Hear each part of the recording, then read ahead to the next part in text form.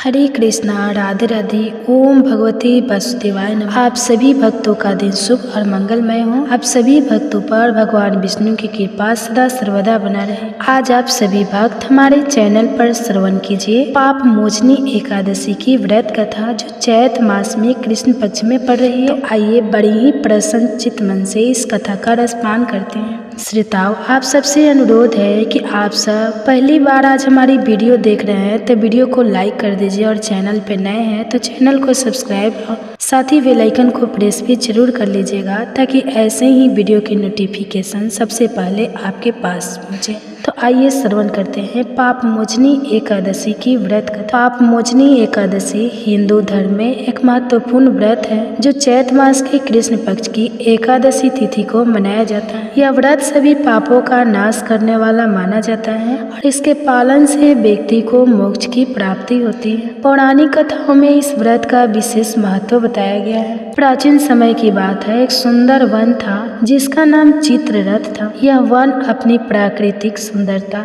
और रमणीयता के लिए प्रसिद्ध था। देवता, गंधर्व, अप्सराएं और ऋषि मुनि यहाँ आकर विहार करते थे। इसी वन में चैवन ऋषि के पुत्र मेधावी ऋषि तपस्या में लीन थे। वे भगवान शिव के परम भक्त थे और कठोर तपस्या कर देवताओं के राजा इंद्र भी अपने गंधर्व और अप्सराओं के साथ इस वन में विहार करते थे। एक दिन इंद्र ने सोचा कि मेधावी ऋषि की तपस्या अत्यंत कठोर हो रही है, और यदि उन्होंने पूर्ण सिद्धि प्राप्त कर ली तो उनका प्रभाव बढ़ जाएगा। इंद्र ने कामदेव को बुलाया और कहा, तुम किसी प्रकार से मेधावी ऋषि की तपस्या भंग करो। कामदेव ने अपनी शक्ति का प्रयोग करते हुए मंजूघोषा नामक अप्सरा को मेधावी ऋषि के पास भेजा। मंजूघोषा अत्यंत सुंदर और मोहक थी, और ऋषि के आश्रम के पास जाकर मधुर संगीत गाने लगी और नृत्य करने लगी। उसकी मधुर वाणी और सुंदर नृत्य से मेधावी ऋषि का ध्यान भंग हो गया। वे उसकी ओर आकर्षित हो गए और धीरे धीरे उनकी तपस्या में विघ्न आ गया। मंजूघोषा के साथ रमन करते हुए मेधावी ऋषि को समय का भान नहीं रहा। इस प्रकार 57 वर्ष व्यतीत हो गए, लेकिन उन्हें लगा कि केवल कुछ ही समय बीता है। एक दिन मंजूघोषा ने ऋषि से कहा, हे मुनिवर, अब मुझे स्वर्ग लौटने की अनुमति दे। यह सुनकर मेधावी ऋषि चौंक गए और उन्हें एहसास हुआ कि वे अपनी तपस्या से विचलित हो गए हैं। क्रोधित होकर उन्होंने मंजूघोषा को पिशाचिनी होने का श्राप दे दिया। श्राप से व्याकुल होकर मंजूघोषा ने ऋषि से प्रार्थना की, हे मुनिवर, मुझ पर कृपा करें और इस श्राप से मुक्ति का उपाय बताएं। तब मेधावी ऋषि ने कहा, चैत मास के कृष्ण पक्ष की एकादशी को पाप मोचनी एकादशी कहते हैं। यदि तुम विधि पूर्वक इस एकादशी का व्रत रखोगे तो तुम्हारे सभी पाप नष्ट हो जाएंगे और तुम अपने पूर्व रूप में लौट आओगी। मंजूघोषा ने श्रद्धा पूर्वक पाप मोचनी एकादशी का व्रत किया, जिसके फल स्वरूप वह पिशाचिनी योनि से मुक्त होकर पुनः अपने दिव्य रूप में आ गई और स्वर्ग लौट गई। उधर मेधावी ऋषि को भी अपनी गलती का एहसास हुआ और वे अपने पिता चैवन ऋषि के पास गए। पिता ने उन्हें पाप मोचनी एकादशी का व्रत करने की सलाह दी। मेधावी ऋषि ने विधि पूर्वक इस व्रत का पालन किया, जिससे उनके सभी पाप नष्ट हो गए और उन्होंने पुनः तपस्या में मन लगाया। इस व्रत के प्रभाव से व्यक्ति के सभी पाप नष्ट हो जाते हैं। यह व्रत ब्रह्म हत्या, स्वर्ण चोरी, मद्यपान और अन्य महापापों से मुक्ति दिलाने वाला है। इस व्रत के पुण्य से सहस्त्र गौदान के बराबर फल प्राप्त होता है। जो व्यक्ति इस व्रत की कथा का श्रवण और पठन करता है, उसे भी पापों से मुक्ति मिलती है और अंत में स्वर्ग की प्राप्ति होती है। व्रत की विधि है, संध्या दशमी तिथि की रात्रि को सात्विक भोजन करें और ब्रह्मचर्य का पालन करें।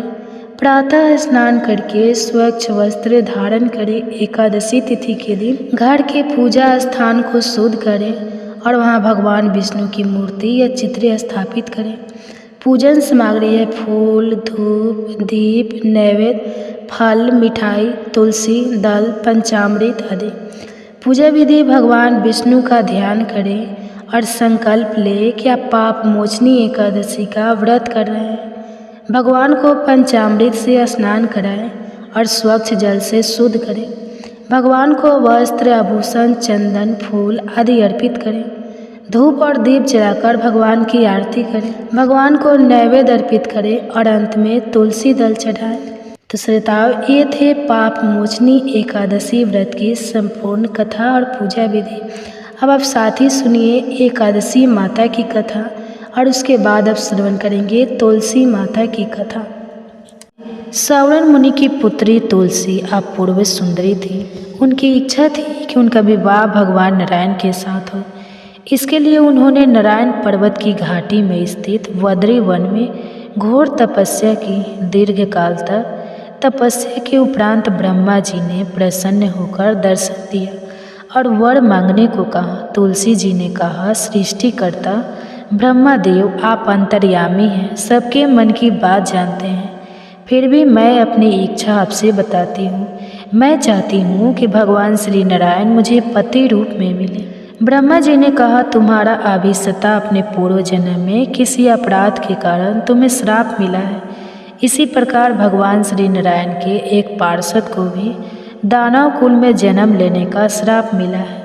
दानव कुल में जन्म लेने के बाद भी उस समय नारायण का अंश विद्यमान रहेगा। इसलिए इस जन्म में पूर्व जन्म के पाप के शमन के लिए संपूर्ण नारायण तो नहीं मिलेंगे, लेकिन नारायण के अंश से युक्त दानव कुल में जन्मे उस श्रापग्रस्त पार्षद से तुम्हारा विवाह होगा। श्राप मुक्त होने पर भगवान श्री नारायण सदा सर्वदा के लिए तुम्हारे पति हो जाएंगे। तुलसी ने ब्रह्मा के इस वर को स्वीकार किया, क्योंकि मानव कुल में जन्म के कारण उस मायावी भोग को तो भोगना ही था। तुलसी वद्री वन में ही रहने लगी। नारायण का वह पार्षद दानव कुल में जलंधर के नाम से पैदा हुआ था। कुछ दिनों बाद वह भ्रमण करता हुआ वद्री वन में आया। यह तुलसी को देखते ही वह उस पर मंत्र मुग्ध हो गया। तुलसी के सामने उसने अपने विवाह का प्रस्ताव रखा। इतने में ही वहाँ ब्रह्मा जी आ गए और तुलसी से कहा, तुलसी को देखो कैसा देवोप उसका स्वरूप है। दानव कुल में जन्म लेने के बाद भी लगता है जैसे इसके शरीर में नारायण का वास हो। तुम प्रस्ताव को सहज स्वीकार कर लो। तुलसी को भी लगा कि उसकी तपस्या पूर्ण हुई, उसे इच्छित फल मिला है। जलंधर के साथ उसका गंधर्व विवाह हो गया और वह जलंधर के साथ उसके महल में पत्नी बनकर आ गई। जलंधर ने अपनी परम सुंदरी सती साध्वी पत्नी तुलसी के साथ बहुत दिनों तक राज्य किया। उसने अपने राज्य का इतना विस्तार किया कि देवलोक तक उसके अधिकार में आ गया। स्वर्ग का सुख भोगने वाले देवताओं की दशा भिखारियों जैसी हो गई। जलंधर किसी को न कष्ट नहीं देता था, पर अधिकार और राज्य छीन जाने से सारे देवताओं मिलकर ब्रह्मा, विष्णु और शिव जी की सभा में गए तथा अपनी विपत्ति सुनाई। ब्रह्मा जी ने कहा, तुलसी परम साध्वी है, उसका विवाह जलंधर से मैंने ही कराया था।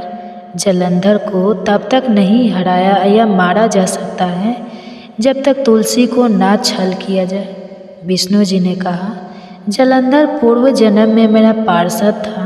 श्राप के कारण उसे दैत्य कुल में जन्म लेना पड़ा। इस जन्म में मैं भी, मेरा अंश उसमें व्याप्त है। साथ ही तुलसी के पतिव्रत धर्म से वह अजय है। फिर देवताओं की सहमति से भगवान शिव ने जलंधर के पास संदेश भेजा कि या तो वह देवताओं को राज्य लौटा दे या फिर उनसे युद्ध करे। जलंधर शंकर के पास पहुंचा। उसने कहा, देवाधिदेव, आपके लिए देवताओं का पक्ष लेना उचित नहीं है। राज्य बढ़ाना हर राजा का कर्तव्य है। मैं किसी को दुखी नहीं कर रहा हूँ। देवताओं से कहिए कि वे मेरी प्रजा बनकर रहें। मैंने आपका कोई भी अपमान नहीं किया है। हमारा आपका युद्ध शोभा नहीं देता है। अगर आप हार गए तो बड़ी लज्जा की बात होगी। मैं हार गया तो आपकी कीर्ति बहुत अधिक नहीं बढ़ेगी। भगवान शंकर फिर हंसने लगे। वे तो सब रहस्य समझते थे। तुलसी और जलंधर के पूर्व जन्म के श्राप की अवधि लगभग पूरी हो चुकी थी। फिर शंकर जी बोले, इसमें कीर्ति और लज्जा की बात नहीं है। तुम देवों के राज्य लौटाकर उन्हें उनके पद पर प्रतिष्ठित होने दो। युद्ध से बचने का यही एक उपाय है। जलंधर ने कहा, मैंने युद्ध के बल से देवलोक जीता है, कोई उसे युद्ध के द्वारा ही वापस ले सकता है। यह मेरा अंतिम उत्तर है, अब मैं जा रहा हूँ। ऐसा कहकर जलंधर चला गया। उसने अपनी पत्नी तुलसी को सारी बातें बताई और कहा, कर्म भोग सब काल सूत्र में बंधा है। जीवन में हर्ष शोक भय दुख सुख मंगल अमंगल काल के अधीन है। हम तो केवल निमित्त हैं। संभव है भगवान शिव देवों का पक्ष लेकर मुझसे युद्ध करें। तुम चिंता मत करना, तुम्हारा सती तेज मेरी रक्षा करेगा। दूसरे दिन भगवान शंकर के नेतृत्व में देवताओं ने युद्ध छेड़ दिया। जलंधर ने भीषण बाणों की वर्षा कर उनका वेग रोका। उसके प्रहार से देवता डगमगाने लगे। उसने दानवी शक्ति का प्रयोग कर मायावी युद्ध आरंभ किया। युद्ध स्थल पर वह किसी की भी दिखाई नहीं देता था, पर उसके अस्त्र शस्त्र प्रहार कर देवों को घायल कर रहे थे। देवगण अपने अस्त्र चलाए तो किस पर चलाए, क्योंकि कोई शत्रु सामने था ही नहीं। कई दिनों तक इस तरह भयंकर युद्ध चला। जलंधर पराजित नहीं हुआ। तब शिव जी ने विष्णु जी से कहा, विष्णु कुछ तो उपाय करो, अन्यथा मेरा तो सारा यश मिट्टी में मिल जाएगा। विष्णु जी ने सोचा, बल से तो जलंधर को हराया नहीं जा सकता, इसलिए छल का सहारा लेना ही पड़ेगा। उन्होंने तुरंत अपना स्वरूप जलंधर जैसा बनाया और अस्त्र शस्त्र से सुसज्जित होकर तुलसी जी के पास पहुँच गए। बोले, प्रिय मैं युद्ध जीत गया। सारे देवता भगवान शंकर समेत हार गए। इस खुशी में आओ मैं तुम्हें अपने अंग से लगा लूं। पति को प्रत्यक्ष खड़ा देख तथा विजय का समाचार सुन वह दौड़कर मायावी जलंधर के गले से लिपट। इस प्रकार पति पत्नी दोनों ने आलिंगन कर खूब खुशी मनाई। पर पुरुष के साथ इस प्रकार के व्यवहार से उसका सती तेज नष्ट हो गया। उसका सारा तेज जो जलंधर की कवच के रूप में रक्षा कर रहा था, कवच नष्ट हो गया। जलंधर शक्तिहीन हो गया। यह जानते ही भगवान शंकर ने अपने त्रिशूल से प्रहार किया। त्रिशूल के लगते ही जलंधर जलकर भस्म हो गया। जलंधर के मरने की बात को जानकर विष्णु अपने असली रूप में आ गए। सामने अपने पति जलंधर के स्थान पर भगवान विष्णु को खड़ा देख तुलसी बहुत दुख हुई। उसे पता लग गया कि स्वयं नारायण ने उसके साथ छल किया है। क्रोध में आकर तुलसी जी ने श्राप दिया, एक सती स्त्री का सतीत्व भंग करने के अपराध में तुम हृदयहीन पत्थर हो जाओ। विष्णु जी ने तुलसी के श्राप को सिरोधार्य कर कहा, देवी तुम्हारे तथा जलंधर के कल्याण के लिए मुझे ऐसा करना पड़ा। तुम दोनों को श्राप मुक्त करना था। तुम भी अब अपना शरीर त्याग तुलसी बिरवा के रूप में जन्म लोगी और मेरी पूजा तुलसी दल के होगी। मैं शालिग्राम पत्थर बनूंगा। मेरी शीश पर तुम आदर से विराजमान होगी। तुम्हारे पति की हड्डियों के चूर्ण से शंख की उत्पत्ति होगी। उस शंख ध्वनि से देवताओं तथा मेरी पूजा आराधना होगी। जहाँ शंख ध्वनि होगी वहाँ मंगल में मैं विराजमान रहूँगा। तुमने पूर्व जन्म में बद्री वन में मुझे पाने के लिए बड़ी तपस्या की थी। अब अगले जन्म में मैं नारायण प्रस्थ के रूप में बद्री वन में स्थापित होऊंगा और मेरी पूजा अर्चना फल फूल से ना होकर तुलसी तुम्हारे दल से होगी। मेरी शीश पर विराजमान होकर तुम मुझसे भी ऊंचा पद प्राप्त करोगी। बोलिए श्री लक्ष्मी नारायण भगवान की जय। बोलिए श्री तुलसी जी शालिग्राम जी की जय। जय जय श्री राधे कृष्ण। अब आइए तुलसी की एक और पौराणिक कथा का श्रवण करते हैं, ननद और भाभी की कथा।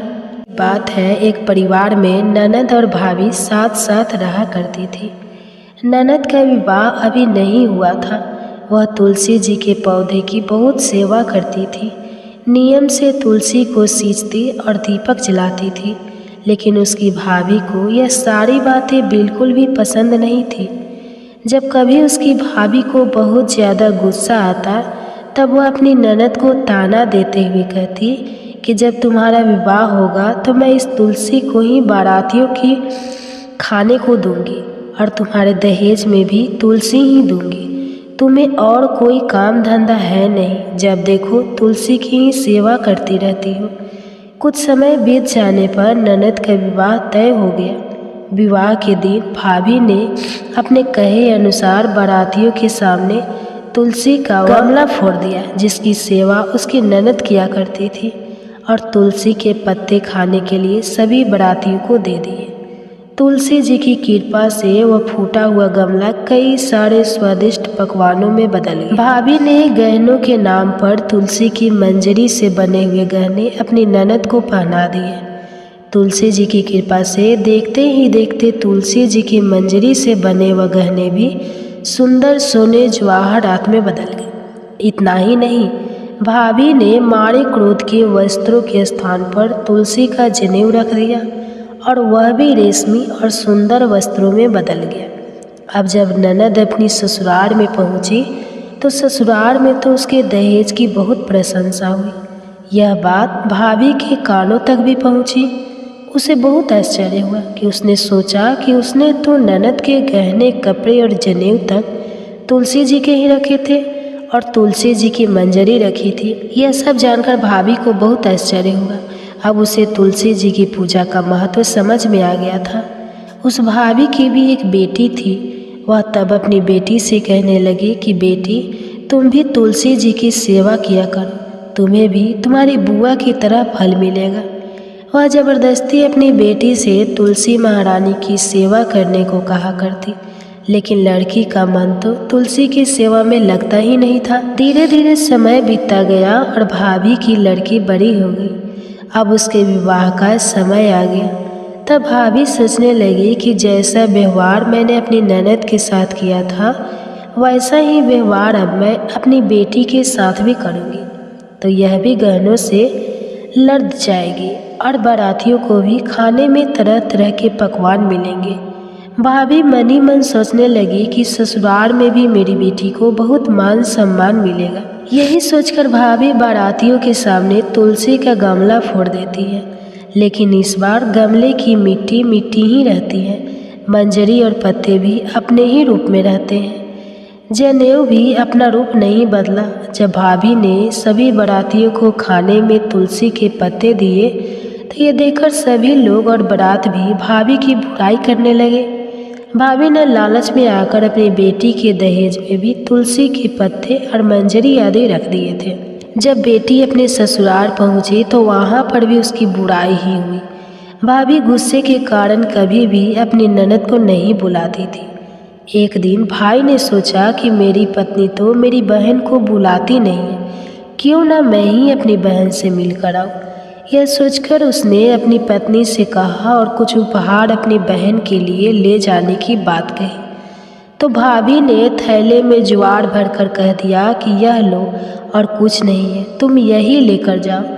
तब भाई बहुत दुखी मन से अपनी बहन के पास चल दिया। रास्ते में वह सोचता रहा कि कोई भला भाई अपनी बहन के घर ज्वार कैसे ले जा सकता है। यही सोचकर वह गौशाला के पास रुक गया और ज्वार का वह थैला उसने गाय के सामने पलट दिया। तभी एक ग्वाले ने यह सब देख लिया। तब उस ग्वाले ने आकर उसके भाई से कहा कि अरे, आप गाय के सामने यह हीरे मोती और सोना क्यों डाल रहे हो, इसे तो घास डालनी होती है। तब भाई ने मुड़कर देखा तो वह हैरान रह गया। फिर भाई ने ग्वाले की सारी बात बताई और धन लेकर खुशी खुशी अपनी बहन के घर चल दिया। दोनों भाई बहन एक दूसरे को देखकर बहुत प्रसन्न हो गए। तब बहन ने तुलसी माता से सच्चे मन से प्रार्थना की कि उसकी भाभी को सद्बुद्धि प्राप्त हो जाए और तुलसी माता की कृपा से उनके घर में सुख, समृद्धि और धन के भंडार भर जाए। तब कुछ दिनों के बाद देखते ही देखते भाभी का मन बदल गया और वह अपनी ननद को बहुत सम्मान देने लगी और वह भी सच्चे मन से तुलसी जी की सेवा करने लगी। तुलसी माता की कृपा से उनके घर में सुख, समृद्धि के भंडार भर गए। उनके घर में अब कलह कलेश नहीं होता था और सभी सुख से रहने लगे। तो प्रेम से बोलिए तुलसी माता की जय। अब आइए सुनते हैं कार्तिक स्नान की कथा, जिसे सुनने से घर में सुख समृद्धि का वास होता है। एक बार एक बूढ़ी माई थी जो चतुर्मास में पुष्कर स्नान किया करती थी। उनका एक बेटा और बहू थी। एक दिन बूढ़ी माई ने अपनी बहू को फलाहार बनाने को कहा तो बहू ने खाली टिफिन ही रख दिया। बेटा माँ को पहचानने के लिए पुष्कर गया तो रास्ते में एक जगह पर बेटा माँ से बोला, माँ फलाहार कर लो। जहाँ पानी मिला वहीं पर वह बूढ़ी माई अपने बेटे के साथ फलाहार करने बैठ गई। तो भगवान की कृपा से खाली टिफिन फलों से भर गया। माँ ने फलाहार कर लिया और बेटा पुष्कर में माँ के रहने के लिए झोपड़ी बनाकर वापस घर आ गया। रात में बूढ़ी माई के दरवाजे पर श्रावण मास आया और दरवाज़ा खटखटा कर बोला, बूढ़ी माई दरवाज़ा खोल। तब बूढ़ी माई ने पूछा, आप कौन हो? तो उसने बोला कि श्रावण मास ने कहा मैं श्रावण मास हूँ। बूढ़ी माई ने तुरंत दरवाज़ा खोल दिया। बूढ़ी माई ने भगवान शिव और देवी पार्वती की पूजा अर्चना की, बेलपत्र से अभिषेक किया। जाते समय श्रावण मास ने बूढ़ी माई को खूब आशीर्वाद दिया और झोपड़ी की एक दीवार सोने की हो गई। इसके बाद भाद्रपद मास आया। उसने भी दरवाज़ा खोलने के लिए बूढ़ी माई से कहा। बूढ़ी माई ने दरवाज़ा खोला, सत बनाकर कजरी तीज मनाई। भाद्रपद मास ने बूढ़ी माँ को आशीर्वाद दिया और झोपड़ी की तीसरी दीवार भी सोने की हो गई। आश्विन मास आया और उसने भी दरवाज़ा खटखटाकर खोलने को कहा। बूढ़ी माई ने दरवाज़ा खोला, पितरों का तर्पण कर ब्राह्मण भोज कराकर श्राद्ध किया। फिर नवरात्रि में माँ दुर्गा को अखंड ज्योति जलाकर प्रसन्न किया। सत्य की विजय दिवस के रूप में और बुराई के अंत की खुशी में दशहरा मनाया। आश्विन मास नेते समय प्रसन्न होकर बूढ़ी माई की झोपड़ी की तीसरी दीवार भी बहुमूल्य हीरे रत्नों से जड़ दी और बूढ़ी माई को सदैव प्रसन्न रहने का आशीर्वाद दिया। इन सब के बाद कार्तिक मास आया। उसने भी बूढ़ी माई को दरवाज़ा खोलने को कहा। फिर क्या था, बूढ़ी माई ने दरवाज़ा खोला। अति प्रसन्न मन से कार्तिक स्नान किया, दीप दान कर दिवाली, गोवर्धन पूजा, भैया दूज, गोपाष्टमी, आंवला नवमी मनाई। कार्तिक मास ने जाते समय आशीर्वाद दिया और झोपड़ी के स्थान पर महल बना गया। बूढ़ी माई अब गरीबों की सेवा कर भजन कीर्तन में अपना समय बिताने लगी। कुछ समय बाद बेटा जब अपनी माँ को लेने आया तो माँ और झोपड़ी को पहचान नहीं सका। तत्पश्चात बेटा पड़ोस में जाकर पूछा। जब पड़ोसियों ने बताया तो बेटा माँ के चरणों में गिरकर बोला, माँ घर चलो, और सारे सामान के साथ वह अपनी माँ को घर लेकर आया। सासू माँ के ठाठ देखकर बहू के मन में लालच आ गया और उसने अपनी माँ को भी पुष्कर छोड़कर आने को कहा। तो उसका पति अपनी सास को भी पुष्कर में छोड़ आया, परंतु बहू की माँ की धर्म कर्म में बिल्कुल भी रुचि नहीं थी। वह तो 4 समय भोजन करती और दिन भर सोती। चारों मास उसके दरवाजे पर भी उसी तरह है जैसे बूढ़ी माई के दरवाजे पर आए और चले गए। जाते समय झोपड़ी जो भी थी वह भी गिर गई और बूढ़ी की माँ पुण्य मिलने के बजाय गधी की योनि में चली गई, क्योंकि स्त्री लक्ष्मी जी का रूप है और लक्ष्मी जी की तरह चंचल होना चाहिए, निश्चल होना चाहिए। भगवान की पूजा और अतिथि का सम्मान तथा दान पुण्य करना चाहिए। कुछ समय बाद बहू ने अपने पति से कहा कि जाओ और माँ को ले आओ। जब जम्हाई राजा सास को लेने गया तो वह कहीं नहीं मिली। लोगों से पूछने पर लोगों ने बताया कि तेरी सास धर्म कर्म कुछ भी नहीं करती थी, बस खाती थी और सोती थी, जिससे वह गधा की योनि में चली गई। जमाई ने देखा कि ये गधी वहाँ पर खड़ी हुई है, तो जमाई अपनी सास यानी उस गधी को बांधकर घर ले आया और उसकी पत्नी ने पूछा, मेरी माँ कहाँ है? तब पति ने कहा कि तुम्हारे लालच की वजह से तुम्हारी माँ गधी की योनि में आ गई है। बड़े बड़े विद्वानों, ब्राह्मण, ऋषि मुनियों से पूछने पर उन्होंने बताया कि तुम्हारी सास की स्नान किए पानी से स्नान करने पर उसे मनुष्य योनि मिलेगी। तब बहू ने ऐसा ही किया और उसकी माँ पुनः मनुष्य योनि में आ गई। हे गाधा दामोदर भगवान, जैसा बुढ़िया माई को दिया वैसा सबको देना। कथा कहने वाले को, सुनने वाले को और हुंकारा भरने वाले को सबको देना। आप सुनिए कार्तिक मास महात्म्य में आज का अध्याय। एक दिन महाराज पृथु ने नारद जी से पूछा, हे देवर्ष नारद जी, समस्त गोपियों में राधा जी ही भगवान श्री कृष्ण को इतनी प्रिय क्यों है तथा कार्तिक मास में भगवान कृष्ण के साथ उनकी ही पूजा क्यों होती है? नारद जी ने कहा, हे राजन, पहले मनवंतर में पंचाल देश में प्राचीन वेही नाम का एक राजा था। उसने विष्णु भगवान का एक अत्यंत सुंदर और विशाल मंदिर बनवाया। उसमें नित्य प्रति विधि विधान से भगवान का पूजन हुआ करता था। उसी नगर की एक अति सुंदर स्त्री प्रेम में वहल होकर भगवान के सामने मोहक नृत्य किया करती थी। उसकी हर समय एकमात्र यही लालसा रहती थी कि वह किसी तरह भगवान के गले में बाहें डालकर नृत्य करे। एक दिन उसने अपना समस्त धन गरीबों में बांट दिया और भगवान के सम्मुख नाचते हुए अपने प्राण त्याग दिए। स्वर्ग में वह स्त्री चंद्रकृति नामक अत्यंत सुंदर देवांगना बनी। एक दिन वह दर्पण में अपना अद्भुत रूप लावण्य देखकर मन ही मन कहने लगी कि भगवान के अतिरिक्त अन्य कोई मेरा पति नहीं हो सकता। ऐसा विचार करके वह भगवान की छवि मन में धारण कर नृत्य करने लगी। कुछ समय बाद दैत्यों के आतंक से दुखी होकर समस्त देवता ब्रह्मा जी की शरण में गए। तब ब्रह्मा जी ने भगवान विष्णु के कृष्णा अवतार लेने का संपूर्ण वृत्तांत देवताओं को सुनाया और साथ ही उनको आज्ञा दी कि देवता ग्वाल बाल एवं देवांगनाएं गोपियों के रूप में जन्म लेकर भगवान की सेवा करें। देवांगना चंद्रकृति ब्रह्मा जी से प्रार्थना करती हुई बोली, हे पितामह भगवान, स्वयं मेरे साथ नाचे, मेरा पूर्व जन्म का यह मनोरथ पूर्ण करने की कृपा कीजिए। तब ब्रह्मा जी ने वरदान देते हुए कहा, तुम नंदग्राम में वृषभान के यहाँ राधा नाम से जन्म लेकर समस्त ब्रज गोपिका से अधिक भगवान को प्रिय होगी।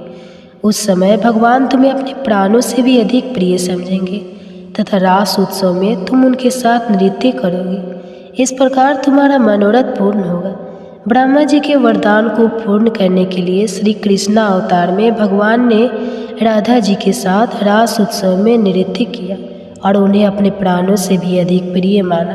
तो बोलो श्री राधा रानी की जय। महाराज प्रभु ने नारद जी से पूछा है, देवर्षियाम, पंचक काल में दीपदान का क्या महत्व और विधान है, कृपा करके मुझे बतलाइए।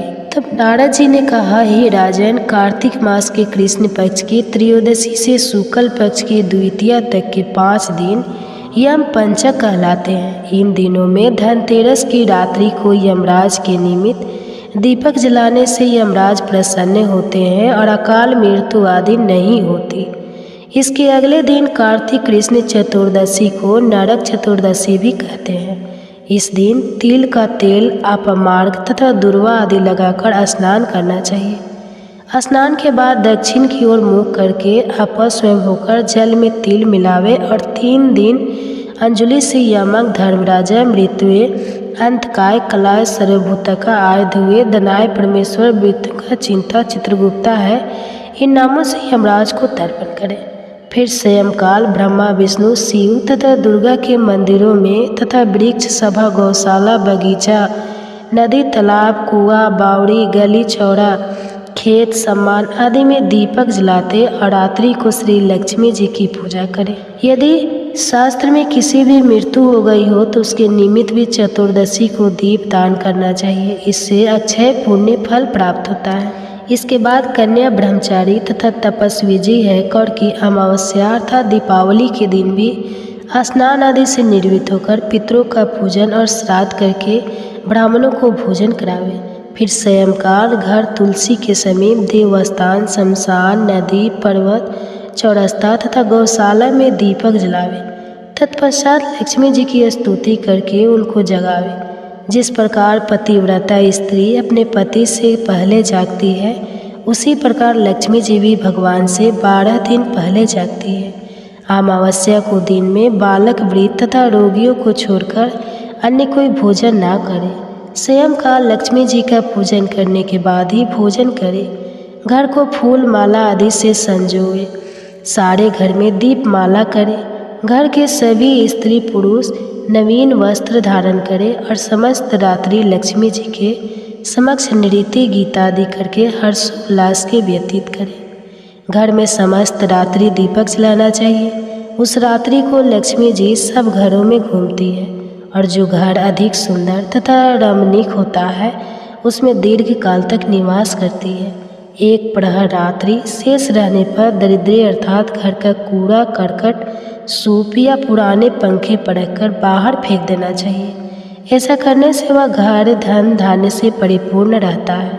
दीपावली के अगले दिन गोवर्धन का गोवर्धन बनाकर बंधु बांधव सहित गोवर्धन पूजन करें तथा ब्राह्मण को भोजन करावे। स्वयं भी नवीन अन्न का भोजन करे। भगवान श्री कृष्ण ने इंद्र का मान मर्दन करके गोवर्धन पर्वत की पूजा इसी दिन की थी।